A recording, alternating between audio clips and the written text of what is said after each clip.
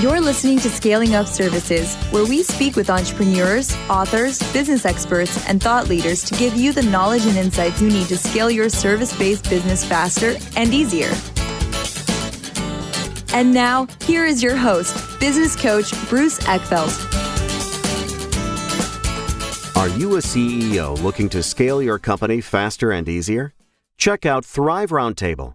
Thrive combines a moderated peer group mastermind, expert one-on-one coaching, access to proven growth tools, and a 24/7 support community.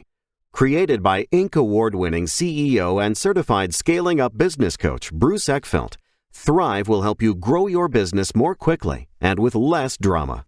For details on the program, visit eckfeldt.com/thrive. That's ECKFELDT.com/thrive. Welcome, everyone. This is Scaling Up Services. I'm Bruce Eckfeldt. I'm your host. And our guest today is Bob Glazer, and he is founder and CEO of Acceleration Partners. They're a global marketing agency. We're going to learn about that. He's also an author. He's written a couple of different books, which we'll talk about today. Previously, Performance Partnerships, and then Elevate is his new one. He's also the author of an email list that goes out called Friday Forward. Encourage you to check that out. We'll get some info on that in the end of the program here so you can learn how to get on that. But really interesting content, interesting topics, interesting background. We're going to talk about culture. We're going to talk about performance, how companies can build capacity. I was watching actually a YouTube video by Bob recently about companies leaving and the 2-week notice. Fascinating conversation and fascinating story. And I think it was a beautiful point.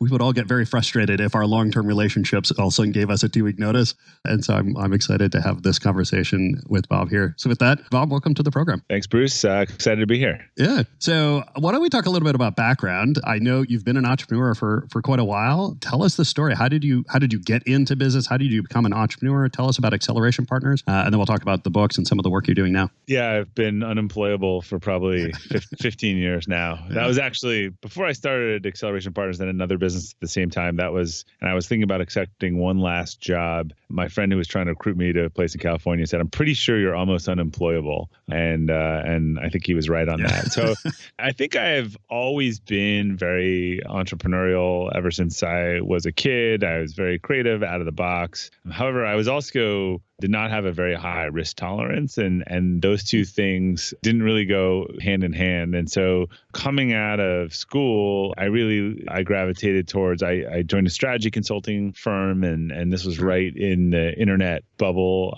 1.0. And a lot of the stuff was, I was in the high tech practice, and that's where a lot of the internet stuff started. I ended up getting involved with an incubator and then venture capital, and then when operated a business, basically really realized that I really liked fast-growing businesses, and then even helping them, and then realize that for consumer businesses, the real key and differentiator and success is if you can acquire customers cost effectively. That really is the ultimate case. So that ended up becoming my focus. My last operating role, I had helped sort of come in and grow a business for two founders, found that to be very marginalizing, and then decided I'd sort of start my own consulting firm and work with fast-growing businesses, fully intending that I would kind of find one of those businesses, jump in with it and run with it. I thought I really wanted to operate, and then realized that all these fast-growing businesses, while they're fun to work with, they tend to be like really like shit shows. And I really liked having my own business. So then I focused on, building my business and my company, and that we, work with growth stage companies on customer acquisition. So it all came together, and we've been doing this for about, let's see, I got to adjust it's 2020 now. So for about 13 years now. Yeah, no, it's good. And I like that idea. I've always said that if I want to be part of a shit show, at least I want it to be my show. Yeah, it's really like, what I come to realize is that the companies are fun to work with. I like the work, we like the challenges, but they're often terrible cultures, and they ramp too fast and they lay off, and those are a lot of people we work with. So we love the work, but we prefer our company and work within our company. So I was never even remotely interested in jumping in any of those businesses. Yeah. So I'm curious about this because I think this is one of the things that differentiates or distinguishes, the kind of people that listen to this podcast versus kind of the more startup-y kind of things is, startup is all about, if I figure out what problem I'm going to solve, is my solution actually solve the problem? Can I monetize it? It's like this early, problem solution fit, kind of problems. But once you get that, then this question is, how do I scale this, right? And I think a lot of companies or a lot of startups end up in this problem of, hey, we've got a product and we've got a solution or we've got a service that actually works pretty well and we can make money on a one-off basis. But how do I attract new customers? How do I really grow the business? And then ends up being the really kind of the crux of the problem of scaling a business is finding customers. And some of it's strategic, some of it's kind of operational, tactical. But talk to us about in terms of what you found or kind of the keys that you've seen around companies in terms of really grow and scaling the business from the kind of customer acquisition or client acquisition side. What are the things that people sort of typically get wrong? And what are the things that you've seen as being kind of good practices or best practices around successfully being able to scale this out of it? Because I think that is the problem that most of the people on the show that listen to the show are facing is like, how do I scale the business? Yeah. And look, it's interesting. The people from the startup world and the people from the scale up world should like get together and have coffee. You know, one's figured out how to scale and not make money, and the other's figured out how to make money and doesn't know how to scale. And maybe they can solve each other's problems. Maybe. But it's interesting. If I'm looking at this, you know, not from what we do, just all my experience at a 10,000 foot level, I think that a lot of companies actually figure out one thing and drive that thing to success. It's kind of like if a business is going to work on social, I tell them like, figure out which one works and do that one really well. Don't have a mediocre presence in a bunch of them. But what I've seen in a lot of these companies is they don't diversify. And their problem is they raise money, they act like that can go on forever, and they kind of have to grow, and then it stops working.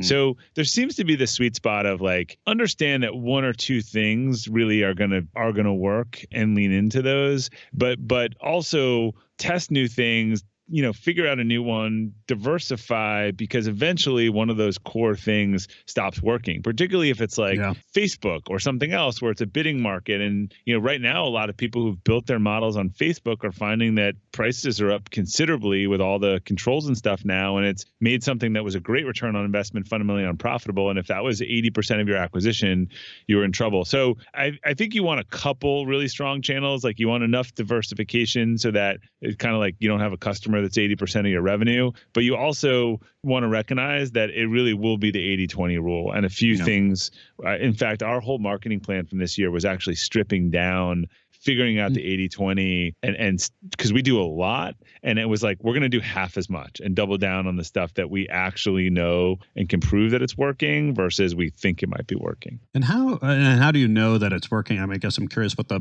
kind of the metrics or the data, you know, evidence that you collect to be able to say, hey, look, this channel, this process, this strategy, this acquisition strategy, this campaign, you know, this one's working, this one's not. How do you tell? Right. So we're B2B, like probably many of your listeners, and we're pretty advanced in this realm. So we have a full Marketo solution, which is a CRM that then goes into Salesforce. So every piece of content or channel or event or interaction is captured in our system. We're able to look at sort of life cycle and multi-channel touches of a client. So we know that they came to an event and then they downloaded a white paper and then they filled out a contact form 6 months later and then they talked to our sales team. So we were able to look in that and you know, we did a lot of things. You know, we tested a lot of events, and you need a look back period on that. You know, you can't judge an event by the event. You got to judge the event by like 6 months later, because you know, you could have 10 great conversations and they go nowhere. You could have, you know, what you thought was an average conversation, and then someone calls the next day. So anytime everyone asks me about an event, I say, I'll tell you in 3 to 6 months. So we just look back at the different buckets of events that we did, events that we hosted, content programs we had, sponsorships, and all the things like that. And it was really clear for us, like 2 of the channels drove about 80% of the conversions. Yeah. So those become your core. Now, in terms of, you know, kind of experimenting with new ones, I mean, I like this idea that you kind of put out there, which is you always have to have R&D. Like, yeah, exactly. So how do you choose? I mean, I guess so let's talk about the channels a little bit. What are there channels that you find people kind of overuse, and channels that you feel are kind of underused or people kind of forget about that may actually be good strategies for customer acquisition? Look, referrals is the best. And I think people oftentimes just get referrals and take them for granted. You know, we have a whole program and we put someone in charge of referrals and, you know, meeting with new partners, making sure they get thanked, making sure we track that we even know. And so the difference between just getting referrals and then orchestrating a whole program around referrals kind of doubled our business from referrals last year. So I think that's a good example of of leaning in. We also try to do things where I think the tail is long. So let's say we do a dinner with 8 CMOs in New York City, and it's a really interesting dinner, and we have a speaker, and they share ideas with each other, and 2-3 hours, and they all say it's a great event. I'm actually not looking for like to get a sale off that like the next day. And because we've created such a great experience for all these people and really gave them something, it might actually be 6, 12, or 18 months later, one of those people moves to a new company, calls us back, like remembers that dinner. So those are the things that have a long tail. When you go to an event, when you sponsor an event, when you go to a conference, like those are the things that like either they work or they don't work, right? And so I find they're pretty binary versus if you create experiences, if you add value, if you do these other types of programs. Someone on our team like went to a dinner, like a private dinner with a bunch of private equity guys and their portfolio companies, 18 months ago, and 18 months later that turned into 2 referrals for us. So it's the type of thing where like meeting all of those people at that dinner might never turn into business, but it doesn't end up as a zero-sum game. No. Having your name on a banner at an event, if you don't walk away with something, is pretty much a zero. I mean, there's some branding. We've got like 7 days. So we really try to do the things that are more evergreen and that like give us a longer window of success rather than, we spend the money and it's like paid search. You either spend it and you get the return or you don't get. No. And how, in terms of kind of tracking success on those things, I mean, I guess how much do you have to kind of have a plan going into it saying, okay, well, these are the desired outcomes. This is the time frame we're going to look into it. And then how do you kind of track and capture the data so that you can look at that evidence or you can see that correlation? What's we have a 5-person marketing team and a 5-person sales team. By the time you have this many people, you have the conflict that you want between marketing's tracking everything and sales is trying to take credit for everything and like that, and this is a good lead versus you didn't convert it. So like if you have incentive systems and programs in place, you will naturally get to that. But we try to track everything. We try to look at where it came from. And like I said, if most people, vast majority, we have a ton of content out there and they interact with our website. And when they do that, that interacts with our Marketo CRM system. And, we're able to stitch together everything that they did by the time they figure out a contact form. So, we understand how they interacted with our content. Yeah. I mean, I think that's the hard part is that it becomes, or I don't know, the transformation. I think, and I've seen CEOs struggle with this. They're very good at the early stage and just kind of winging it and seeing opportunities and making deals, and but then things become more process and more systematized, and you start having to define the procedures and having steps and SOPs, and then you want to collect data around that. I mean, I guess how do you see or do you think that there's some leaders and some CEOs that are just more sort of naturally able to make that transition, and for others it's harder? Or what's your observation having worked with companies in this space? I mean, if you have a true CEO, they should be all 4 systems, right? Mm-hmm. Because they take the place of individual failure, and they don't take the place of people, but they take the place of like people breaking down, the system. So I haven't seen a really good CEO, not be in favor of scale and process unless they are controlling all of these things and they're a micromanager. If they have a head of sales, they want their head of sales to have a process and a playbook and all these things because frankly, like that also de-risks the head of sales and makes it more repeatable. I think the problem is when they're substituting their knowledge for all these functions, but we try to have a core process for everything. And what we say is it's kind of like open source software in terms of like we have a best practice for everything. You should use that. If you have a way to make it better, then improve the process for everyone. Like we don't want to say we don't want to ever say this is the process, just follow it. It's follow it if you don't have a better way because this has been proven to work 90% of the time. But if you can make it better and we'll upgrade the software for everyone. Yeah, I like it. And so tell us about the kind of clients you typically work with and what you're kind of, I guess, what programs are you generally working with them and what kind of results are you generating? So we're sort of a big fish in a small pond in terms of our industry. So we work in the affiliate and partner industry, which is about 20% of all e-commerce, just not as discussed. So instead of buying buying a Facebook ad or buying a click or an impression, we build partner programs, or as they're now called, it's been called affiliate in the past, where we go recruit tons of partners, use a tracking platform, and the clients are kind of large enterprise retail brands. So you could think of like an Adidas or a Target or an Uber or an eBay or someone like that. Mm-hmm. And they go recruit hundreds or maybe thousands of partners who sign up to be part of their program, who get access to their catalog. They agree to sort of a CPA payout, so a cost per action. So maybe a percentage of sale, a qualified lead or otherwise. And those partners can market and do whatever they want. It's all tracked through the tracking platform. And then the brand only pays for the outcomes. So instead of paying for the advertising, they pay for the outcome. So we kind of build and manage these programs. And, there's a large push towards, as brands are going direct and everyone's going direct on, rather than brand advertising and brand marketing, really performance-based marketing. So there's a big shift into dollars in our areas because our clients actually pay their marketing spend after they get the sale or the lead. So if you and I have an agreement, so as an example, you could sign up right now and become an affiliate of Amazon. And when we're done with the podcast, you could link to my book in your podcast and make 5% if someone clicked on it and bought it. Yep. So they're paying you after they get the sale. Mm-hmm. So it's a pretty good way of allocating your marketing dollars. Yeah, well, and I like that idea that it's performance based, right? Like I pay for results, not for kind of activities or for impressions and things like that. There's some risk sharing. Yeah. So you provide your materials and strategy and stuff that the publishers can use, but they take a risk, they use their space, and you're kind of in it together. Yeah, and do you see that as being kind of a growing trend, or more companies looking for these kind of marketing programs that are more pay for performance? Yes, there's been we've been huge benefactor. In fact, as I've hung out with some of my friends who in brand agencies last year, they're having pretty tough years. This stuff all swings, and they were like, all of our budget's going to the stuff that you're doing now. Because if you think about it, so let's just even take like Procter and Gamble. Maybe a few years ago, their budget might have been in banner ads, or they're not selling stuff, they're budgeting for the channel, so they're giving money out there and doing more brand advertising. Well, now if they have a Gillette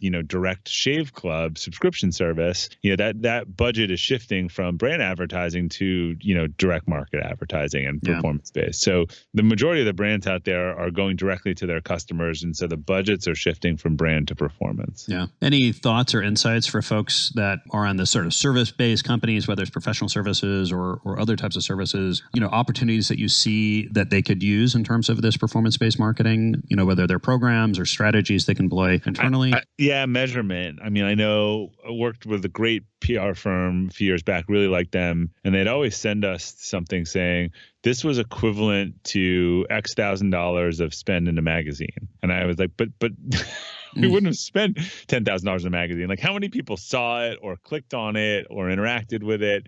Their metrics were just so old. Like, it was ridiculous to be sending. It was like kind of equating online news as to inches of ad space in a magazine. So I think people need to make sure they upgrade their metrics and understand that, people are looking to see results, first, interaction, clicks maybe, but they're looking to understand how people interact with their stuff. And I think the standards and thresholds are just increasing there. So if you're not using metrics, or you're really using old school metrics, you are probably going to be called to task on that sooner, if not later. Yeah. One exercise I always love doing with clients is taking their best clients from the last year and just kind of doing the trace back and saying, okay, well, where did you get them? What are the activities? What are the events? What are the things you've done? Was it because you're both members at a club? Did you go both to the same school? Did you participate at the same conference? Were you on a panel together? Just kind of tracing those back and sort of seeing what kind of patterns and what kind of correlations can we make, and that I can it's interesting. Companies typically don't do that, part because they don't take the time, and part because you kind of have to dig back into history. But it can create some great insights in terms of where are you really getting your best customers, and where might you find more of them. So. And it's mostly referrals in a lot of cases. But as I said, you're saying, oh, you got referrals. Great. Did you thank that person? Yeah. Did you acknowledge that person? Yeah. It's absolutely amazing to me that people will spend 10 to 20% of a sale on a salesperson. And when they get a referral from someone, they don't think of sending them a nice dinner, acknowledging it, thanking them. You might know our friend John Rulin. I was just going to mention John. Yeah, really big. I'm working with John. giftology, and also not making it super transactional, but just, letting them know, like, we're very formalized around that. I am so amazed how many people just take these referrals for granted, and or haven't built like, a dashboard out around them, or said, who are my best referrers and what did they give me, and turning it into a channel that's managed by someone with KPIs. Yeah. Well, and the other one is once you have identified a couple of people that are referring business, where can I find more people like that, right? So you start identifying, like, what role do they serve? What kind of capacity do they have? Can I find more of them? If you're getting a lot of referrals from lawyers of a certain type, like, go find more of them. Yeah, no, good advice. Just a totally underappreciated channel, I think, in terms of people acknowledging at least those referrals. Yeah. Well, any other strategies acknowledgement? I mean, the gift cards, the dinners, those things are certainly good ones, but is there anything that you've seen in terms of people using kind of unique and innovative ways to provide appreciation? I think FaceTime is really important. Like, we have found that someone could be a partner that can know about us. When we have a meeting, when we have a check-in, when we have a coffee or a lunch, we usually see a pickup in referrals right after that event. Yeah. It's like we're top of mind. Something else, just because they've referred to you doesn't mean they can't refer a lot more, or you can't be top of mind. And this isn't even, bribing them or getting them a gift or anything, like just the FaceTime. So we have a regular cadence set up on checking in with our partners, connecting with them in person. We always choose, first choice is in person, second choice is video call, third choice is, audio call. Yeah. I do. I host drinks once a month at one of my clubs here in New York. And that has been key for me, not only to have FaceTime, so I get, the people that I do business with and that, promote me in various ways. It's a chance for me to sit down and, have drinks with them. But because I'm doing it with a couple of folks, now I'm connecting them with other, interesting, like-minded people. So there's actually this kind of double value. It's like I get FaceTime, but they also get to meet other people. And so I'm like adding value to their network and stuff. And I started that maybe 3 or 4 years ago. And that's been hugely beneficial to the flow of business. And then the next week, someone's asking about a coach and they're like, exactly. So that's what we've seen, is that it really makes a difference. Yeah. Let's talk about some of your content. You're writing a lot. I know you do Forbes and Entrepreneur. You've got Friday Forward. You got the books. Where do you want to start? I'd love to understand more about why the content, what you've developed, what you're most passionate about right now. Yeah. So the content for me is really sort of towards my personal kind of why, and that is trying to figure out a better way and then share it. And what I enjoy doing is sharing ideas that help people and organizations grow. So we've tested and tried and done a lot of unique things at Acceleration Partners, and when we find something that works, or we feel like everyone should be doing, then I tend to write an article about it. And when it's a much bigger program, like something around the 2 weeks notice, we did a TED Talk or our dream granting program, then I start thinking about writing our capacity building, kind of writing a book about it. And because I just think there's so much potential for both individuals and organizations that are tapped out there. And I am good at rolling things together in a framework, right? I come from the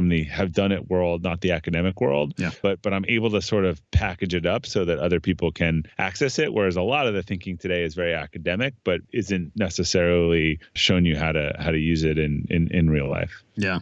So tell us about Elevate, because I know that's your most recent one. Really about personal limits, personal success. Was there a particular experience that kind of inspired you to actually put this into book form? Does this happen over time? Tell us a little bit of the backstory, and then let's talk a little bit about what's in the book. Yeah. So Elevate actually started and came out of something called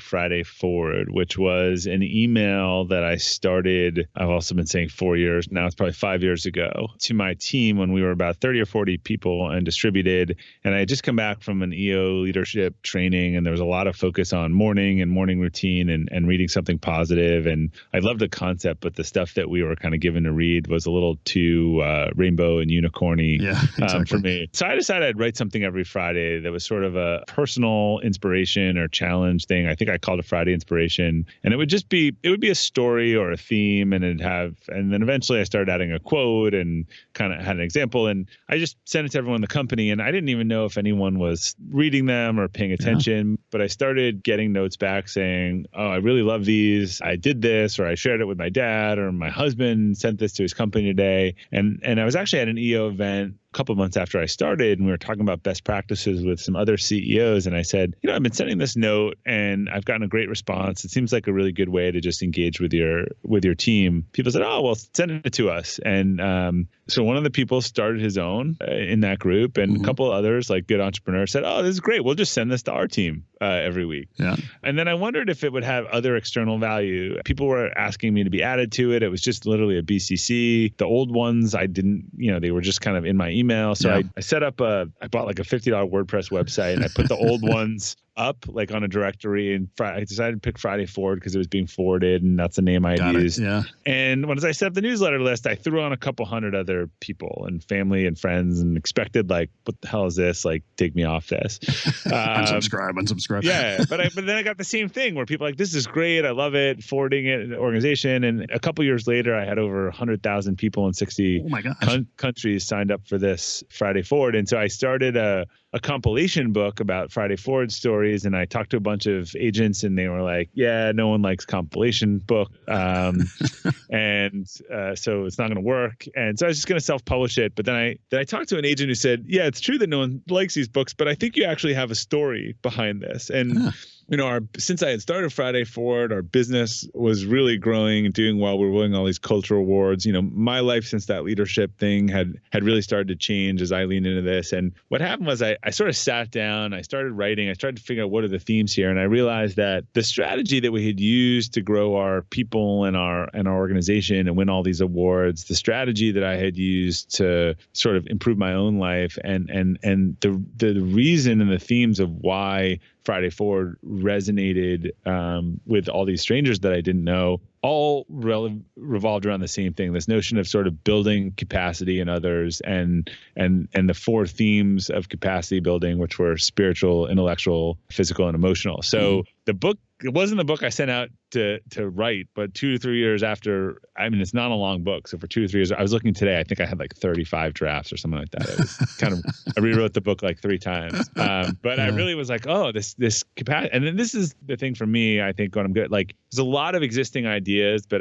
able to pull it together in a framework that was really accessible. And I think makes it easy for people to understand where they can improve, how they can improve, and where they're kind of out of balance, or which area is really holding them back at this point. Can you give us an example of one of the concepts or suggestions that or one that you like the most in terms of things that are in the book? Yeah. So just quick overview of each. So spiritual capacity, it's not religious. It's sort of who you are, what you want most, what your core values are. Intellectuals, like how you learn, plan, think, get better, like how you improve your operating system. Physical is more like it sounds, your personal health and wellness. And then emotional is sort of how you relate to other people, the world around you, things that you don't control. And if you think of these as quadrants of a ball, I think as you build each of these areas, it gets bigger, it gets more momentum. If any one of these is really out of alignment, it's hard to have high performance. And when I also looked at all these high performers that I really admired and what they were doing, I found it fell within these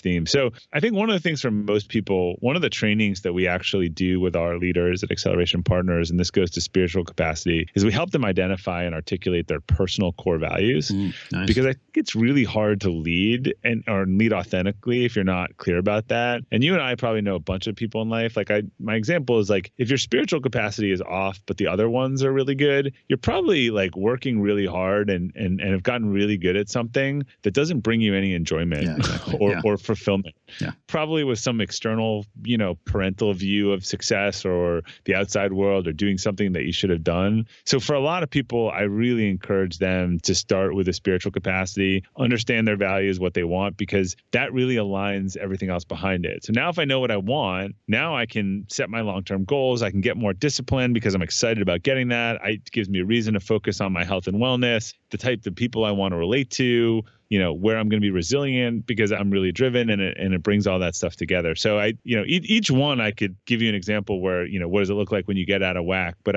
to me, it starts with, if you understand your values and what you want, you make decisions around that. I have a bunch of friends, midlife crisis stage and around that. I think the ones that are struggling the most have made decisions in the last 5 or 10 years that really weren't aligned with their values. Maybe they were about money, or it got easy, or it was, hard to leave. And particularly in a few cases where they really stayed in a situation against their values, it didn't end well. Yeah. Well, and I think people get caught up in kind of measuring success based on some external or other people's set of kind of measures, and not having that internal, sense of what is really important to me and what does success look like for me, spiritually or universally. I mean, what is driving my entity? Right. And if you don't have that, I always say there's a difference between work and flow, right? Like work is when you're doing things you really don't want to do, but you have to do and you're doing it very hard. Flow is when you're working very hard, but on something that you love and you're passionate about, and it does not feel like work at that point. And so I think that whole idea of the spiritual side is a great way to kind of capture that. And you're doing a podcast against this as well. Tell us about Elevate Podcast. Yeah. So in Elevate Podcast, I interview people really a lot against these themes who are doing pretty extraordinary things in